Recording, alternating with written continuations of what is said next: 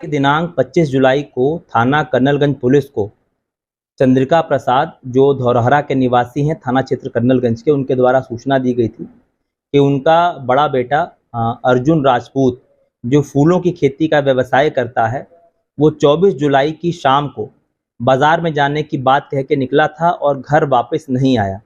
जब उसको तलाश किया गया और वो नहीं मिला तो थाने पर उन लोगों द्वारा सूचना दी गई, जिस पर थाना कर्नलगंज पे इस प्रकरण के संबंध में गुमशुदगी दर्ज की गई और पुलिस द्वारा उनकी तलाश की जाने लगी। इसी बीच कुछ समय उपरांत जो गायब व्यक्ति थे अर्जुन राजपूत, उनके फ़ोन से, परिजनों के फ़ोन पर एक कॉल आई, जिस पर अज्ञात व्यक्ति द्वारा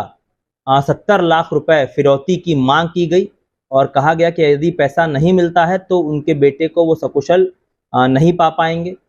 जब ये सूचना थाना कर्नलगंज पुलिस को दी गई, पुलिस द्वारा तत्परता से इसमें सुसंगत धाराओं में मुकदमा पंजीकृत किया गया। इस घटना को अत्यंत गंभीरता से लेते हुए मेरे द्वारा अपर पुलिस अधीक्षक पश्चिमी के नेतृत्व में कुल 4 टीमों का गठन किया गया। एसओजी और सर्विलांस टीम को भी इसमें सहयोग हेतु लगाया गया। इसी बीच 1-2 कॉल और परिजनों के फोन पर एक अपरिचित व्यक्ति का अर्जुन राजपूत के ही फोन से आया, जिसमें पुनः पैसे की मांग की गई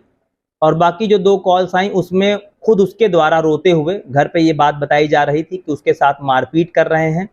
पहले तो उसने गोरखपुर ले जाने की बात बताई, उसके बाद किसी अज्ञात जगह की बात बताई कि यदि पैसा नहीं दिया गया तो उसका नुकसान हो जाएगा। हमारी टीमों द्वारा लगातार अथक मेहनत और प्रयास किया गया। तमाम सीसीटीवी फुटेजेस को खंगाला गया जो पूरे रास्ते के थे। अन्य टेक्निकल और मैनुअल साक्ष्य के आधार पर इस पूरे घटना का खुलासा करते हुए जो ये गायब व्यक्ति थे अर्जुन राजपूत, इनको सकुशल बरामद किया है हमारी टीम ने हरिद्वार के हरके पैड़ी से, और इनको फिर वापस गोंडा लेकर आए हैं, जहां पर इनका आज सुबह मेडिकल कराया गया है। ये पूर्ण रूप से स्वस्थ हैं, कुशल हैं और इनके साथ किसी भी प्रकार की कोई घटना या मारपीट नहीं हुई है। इनसे जब इस घटना के संबंध में पूरी पूछताछ विस्तृत की गई तो इनके द्वारा बताया गया कि ये फूलों की खेती का व्यवसाय करते हैं और पिछले कुछ सालों में इन्होंने कई लोगों से लाखों का कर्ज ले रखा था। करीब 32 लाख रुपए का इनके ऊपर कर्जा था।